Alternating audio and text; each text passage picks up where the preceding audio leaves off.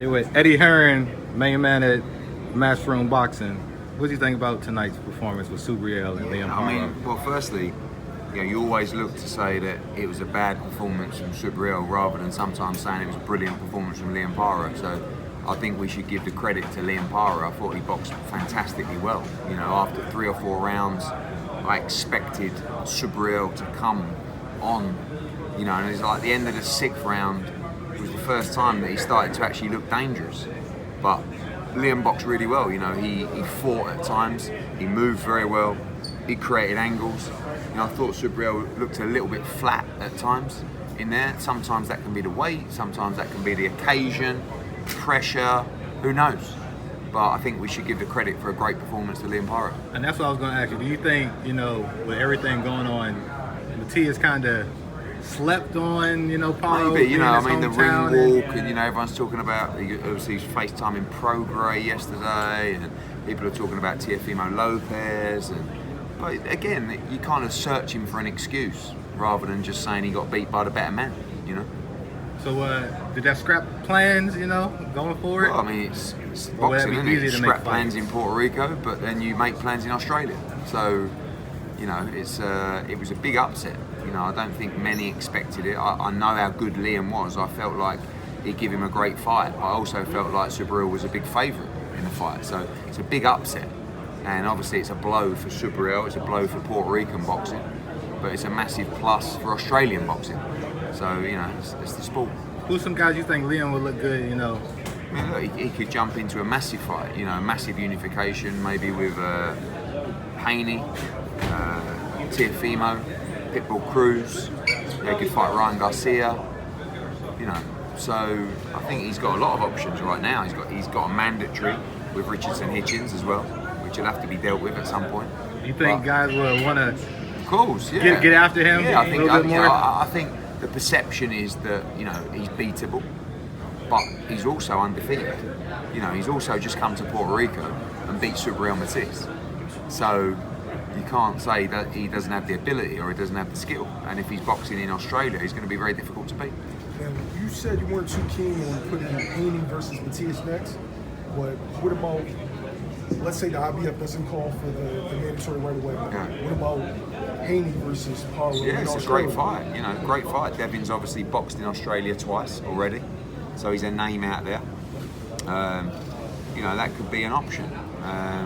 But, you know, first things first, we have to look at the situation, speak to the various sites in Australia to see where we could do that fight, and then plan what's next. As far as Matias is concerned, I mean, do you feel like that lineup with Prograis is still an option? Yeah, definitely. You know, and again, like, I think there'll be people that will think Matias is very beatable now.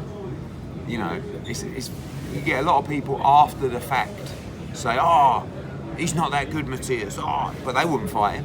Do you know what I mean?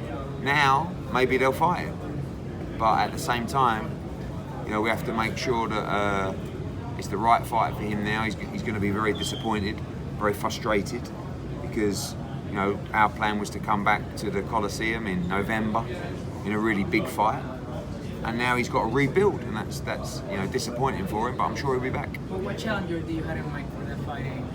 In November, Yeah. Regis Prograis, Richardson Hitchens, Teofimo Lopez, Isaac Cruz. I mean, you know, you saw the crowd tonight. Mm-hmm. You know, I feel like if we were at the Coliseum, we would do 20,000. You know, so but obviously now he's got to come back, and you know, that could be against a Regis Prograis. And what road does this take, Matias, with this loss? What road can it take? Well, he has to come back and try and get a shot. You know, I said to him, is it a move to 147 pounds? Because I felt he looked a little bit flat at times tonight. He said, well, I felt good at 140, so, you know, maybe he stays there, but he's going to want to come back in a big fight, not a small fight.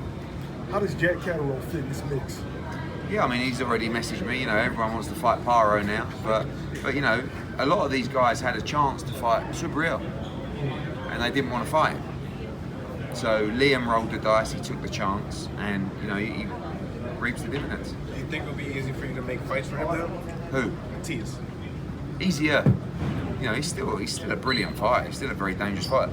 The style probably wasn't great for him. You know, the southpaw, the movement. And Liam did everything very, very well. You know, he created angles, He fought at times. He threw a huge amount of punches. I mean, after 2 or 3 rounds, I was thinking, he can't keep doing this for 12 rounds. And he got tired, but then Subriel got tired in around the 10th round, and I think Liam saw that and it lifted him, you know, to carry on. Not to jump off subject, but to switch subject. What do you think about Stephanie Pineiro's performance She boxed tonight? really well. You know, I mean, that Tapia is a strong girl. She punches very hard. And, you know, I thought she boxed beautifully tonight. She, again, with her, she boxed at times. She stood and fought at times. And I thought she was very exciting.